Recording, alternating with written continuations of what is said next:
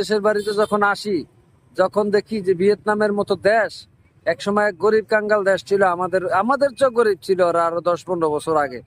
আর এইসব দেশ কত উন্নত হয়ে গেছে, কত উন্নত ওদের রাস্তাঘাট, বিল্ডিং, বাড়িঘর। দেখেন এই যে মনে হয় নিউ ইয়র্কের টাইম স্কোয়ারে আছি এমন লাগ করে দিচ্ছে। দেখো অটোগুলা কত সুন্দর, কত সুন্দর ডিজিটাল সিস্টেম, সব কিন্তু ব্যাটারি চালিত।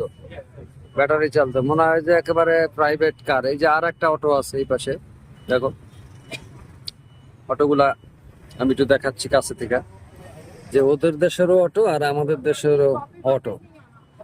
এই যে ব্যাটারি চালিত অটো, এগুলা কিন্তু এই শহরটা দাপায় এবারে একবারে সব জায়গা। এই অটোর ভিতর বৈশা বৈশা তুমি ড্রিঙ্কস করতে পারবে, পানি রাখার ব্যবস্থা আছে, যেখানে সুন্দর সিট আছে, ভিতরটাও খুবই সুন্দর।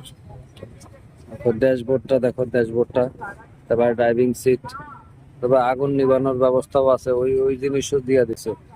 তা আমাদের দেশের সায়েন্টিস্টরা, আমাদের দেশের বিজ্ঞানীরা, এই বুয়েটে যারা পড়াশোনা করে, ঢাকা বিশ্ববিদ্যালয়ে যারা পড়াশোনা করে, তারা কি একটা অটো আবিষ্কার করতে পারলো না এখন পর্যন্ত? আমাদের দেশের রিক্সাওয়ালাদের জন্য ভালো একটা যানবাহন কি তারা তৈরি করতে পারবে না কোনোদিন? মানে আমার আফসোস হয়, এই যে বিদেশের বাড়িতে যখন আসি, যখন দেখি যে ভিয়েতনামের মতো দেশ একসময় এক গরিব কাঙ্গাল দেশ ছিল, আমাদের চেয়ে গরিব ছিল ওরা আরো 10-15 বছর আগে। আর এইসব দেশ কত উন্নত হয়ে গেছে, কত উন্নত ওদের রাস্তাঘাট, বিল্ডিং, বাড়িঘর। দেখেন এই যে মনে হয় নিউ ইয়র্কের টাইম স্কোয়ারে আছি এমন লাগতেছে আমার কাছে। বলেন, মানে দুঃখের কথা, মানে আর বলার মতো না। কারণ ভিয়েতনাম বাংলাদেশ প্রায় এক সময় স্বাধীন হয়েছে, ওদের অর্থনীতিও প্রায় একরকম ছিল, ওরাও এক সময় না খাইয়া থাকতো, অনেক গরিব ছিল, ওদের দেশে রাস্তাঘাট ছিল না, ওদের দেশের মানুষ বিদেশের বাড়িতে কাজ করতো, এখনো কাজ করে, কিন্তু এখন ভালো ভালো পজিশনে ওরা আছে। গত 10-15 বছরে অনেক এগিয়ে গেছে। দেখেন আমি একটু রাস্তাটা একটু দেখাই। দেখেন এই যে রাস্তায় একটা ট্রাফিক পুলিশ পাবেন না, এটা কিন্তু একটা মহাসড়ক। মহাসড়কের এই মোড়, এই মোড়ে শুধু ট্রাফিক লাইট গুলা জ্বলে আছে, একবারে ট্রাফিক রুলস অনুযায়ী মানুষ গাড়ি ঘোড়া চালায়। দেখেন ওদের এই যে পথচারী পারাপারের জন্য যে জায়গাটা, জেব্রা ক্রসিং বলি, জেব্রা ক্রসিং দেখো কত সুন্দর। আর বাংলাদেশ, ভারত, এদের মনে হয় কোনোদিন উন্নতি হবে না। ইন্ডিয়াতেও দেখছি বাংলাদেশের মতোই অবস্থা, মানে কোনো উন্নতি নাই, মানে যে লাউ সেই কত।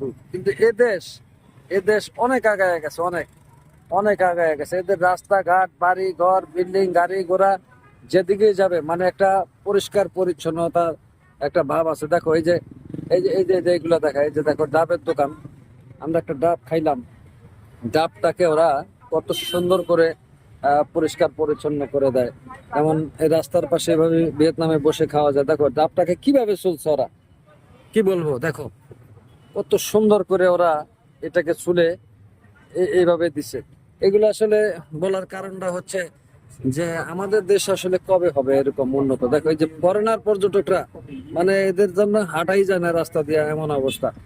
এত ফরেনার পর্যটক, মানে বিদেশি পর্যটক, সাদা চামড়ার পর্যটক, উন্নত দেশের পর্যটকরা এই দেশে আসতে পছন্দ করে, কারণ এদের ব্যবহার আচার আচরণ ভালো, এদের রাস্তাঘাট পরিষ্কার, টুরিস্টদের জন্য ভালো ভালো সিস্টেম করে রাখছে, ভালো ভালো ব্যবস্থা করে রাখছে, ভালো ভালো হোটেল আছে, ওদের নিরাপত্তা আছে। সব মিলাই জিলা ওরা এই দেশে সারা পৃথিবী থেকে সব সব পর্যটকরা ওরা এই দেশে আছে। এই দেখো ভিয়েতনামের একটা মেয়ে, দেখো যে ড্রেসে ঘুরতেছে, আমাদের দেশে ঘুরলে হয়তো বা একটা ভয়ঙ্কর একটা ব্যাপার হয়ে যেত, মানুষ কত কত কথা বলতো, কিন্তু এইসব দেশে এগুলা কোনো মাইন্ড নেই। আর এদেশের মানুষ কিন্তু নোংরা না, আমাদের দেশের মন মানসিকতা যে নোংরা, এদেশে কিন্তু ওদের পোশাক আশাক এমন হলো, এরা কিন্তু খুবই ভদ্র, খুবই সৎ। ভিয়েতনামের মতো সৎ দেশ, সৎ মেয়ে মানুষ পৃথিবীতে মনে হয় খুব কমই আছে।